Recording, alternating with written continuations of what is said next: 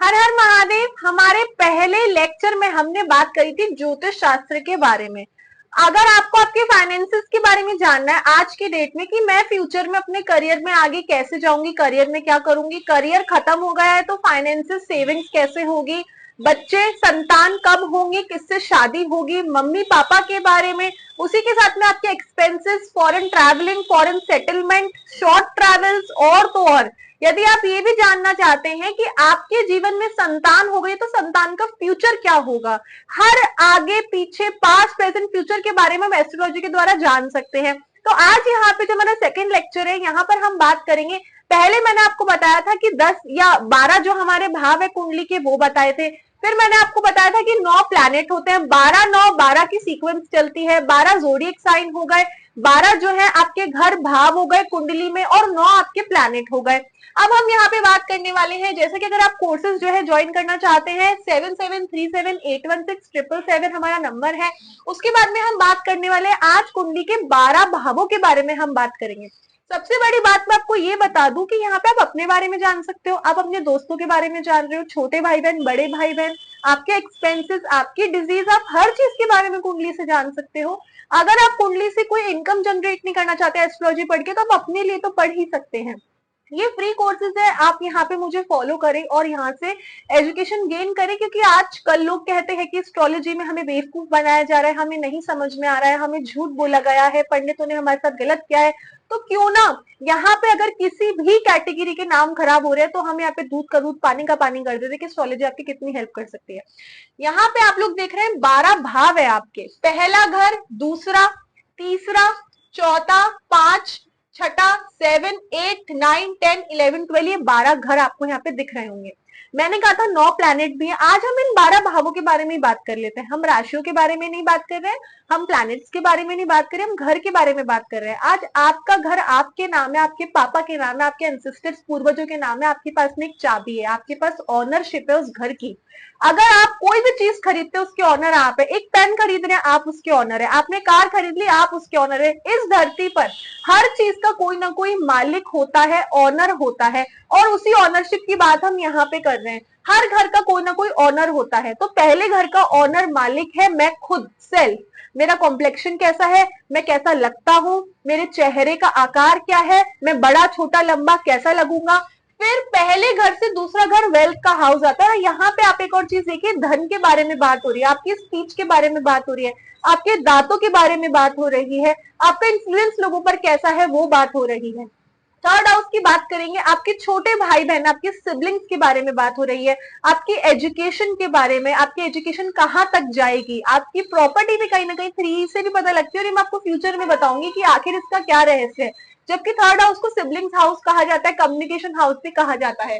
फिर यहाँ पे चौथा हाउस आपकी मम्मी का घर बताया गया है, फिफ्थ हाउस आपकी चिल्ड्रन संतान का घर बताया गया है, सिक्स हाउस आपकी डिजीज का बताया गया है। यदि आप गैम्बलिंग वगैरह में तो वो फिफ्थ हाउस से भी देखते हैं। अगर आप डिजीज के बारे में, आपके लोन चल रहा है, आप सिक्स हाउस से देखते हैं। अगर आप सेवेंथ हाउस की बात करेंगे मैरिज के बारे में, एक होता है क्राइम इन पार्टनर यानी लाइफ पार्टनर, और एक बिजनेस पार्टनरशिप के बारे में पार्टनर की यहाँ पर बात हो रही है।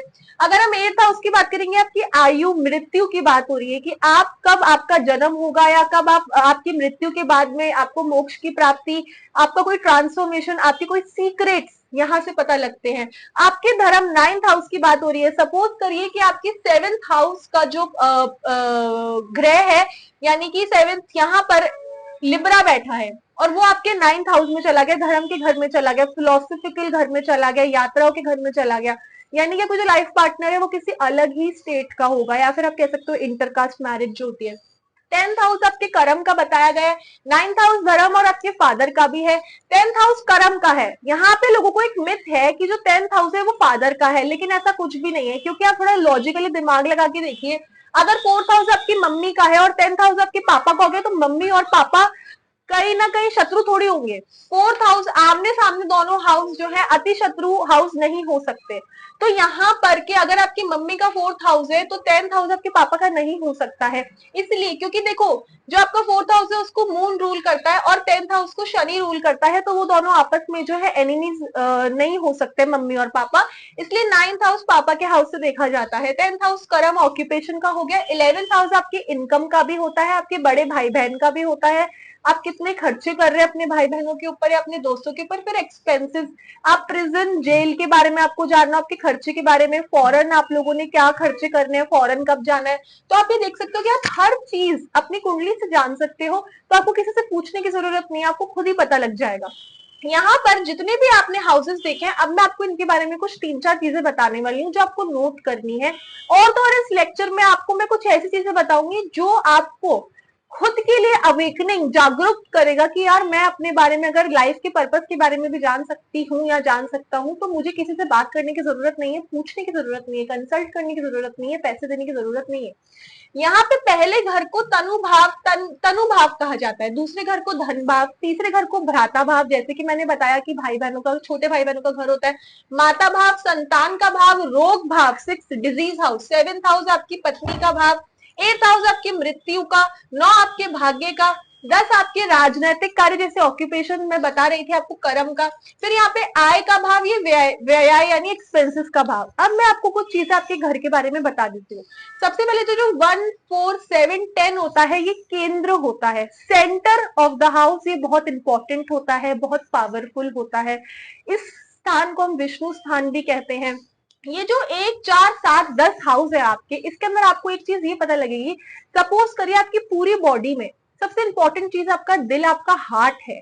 अगर आपका हार्ट आज काम करना बंद कर देगा तो आपके पास में कुछ भी नहीं बचेगा। आपकी पूरी बॉडी का सेंटर कोर क्या है, वो आपका दिल है। तो ये सेंटर कोर जो है वो 1, 4, 7, 10 है, ठीक है। फिर हम बात करेंगे 1, 5 और 9 की। ये जो 1, 5, 9 होते हैं, यानी कि मैं खुद, फिर मेरे बच्चे, और यहाँ पे अगर आप देखेंगे धर्म के बारे में बताया जा रहा है, आपकी हायर एजुकेशन के बारे में बताया जा रहा है। ये जो 3 है यहाँ पे त्रिकोण, आपने बहुत सुना होगा त्रिकोण, त्रिकोण भाव, ये वो त्रिकोण भाव है। और उसके बाद में 6, 8 और 12 की अगर हम बात करें, इसको हम थोड़ा सा अनऑस्पिशियस भी कहते हैं, सैड हाउसेस कहा जाता है, क्योंकि रोग, एक्सपेंसेस, काफी सारी चीजें से पता लगती है। तो ये जो 6, 8 और 12 हाउसेस है, इनका भी एक कॉम्बिनेशन है। अब मैं आपको एक और चीज बताती हूँ। यदि आपकी पूरी कुंडली में कहीं पर भी, अगर आप कुंडलियां खोलते हैं एस्ट्रोसेज या किसी भी सॉफ्टवेयर से, अगर आपकी किसी भी कुंडली में एक चीज ये देख लेना, 2 नंबर कहां पर है। 2 नंबर होता है टॉरस का। अगर वो 2 नंबर आपको कहीं भी दिख रहा है, सपोज करो आपकी कुंडली में जो 2 नंबर की राशि है वो यहाँ पे बैठी है, यानी कि 6th हाउस में, इसका मतलब आप खर्चे सबसे ज्यादा अपनी मेडिकल एक्सपेंसेस पे करते होंगे, अपने सर्वेंट्स, अपने लेबर्स पे करते होंगे, लोन वगैरह आपने ले रखा है उससे आपको जो है जमा कराना होता होगा। उसी के बाद में एक और चीज मैं आपको बताती हूँ, ये आप खुद हो, आपका सेल्फ का हाउस है, और उसके बाद में यहाँ पे आपका दूसरा घर है, तो ये आपका घर है और ये आपकी इनकम ऑफ सोर्स का दूसरे घर में आता है। ये आपकी मम्मी का घर है, तो आपकी मम्मी की इनकम दिखाई जाएगी 5th हाउस से। ये आपके पापा का घर है 9th हाउस, तो 10th हाउस आपके पापा की इनकम के बारे में पता लगता है। तो आप ये सोच लीजिए कि कितने रहस्य हमें कुंडली से पता लगते हैं। आज का लेक्चर यहीं खत्म हो रहा है। अगले लेक्चर में हम बात करेंगे प्लैनेट्स के बारे में, राशियों के बारे में, कौन सा भाव, कहाँ पर आपकी प्लैनेट्स बैठे हैं, ऐसी बहुत सारी चीजें हम बात करेंगे। आपकी लग्नेश के बारे में बात करेंगे। आप बने रहे, मुझे फॉलो कर लीजिए, सब्सक्राइब कर लीजिए। हर हर महादेव।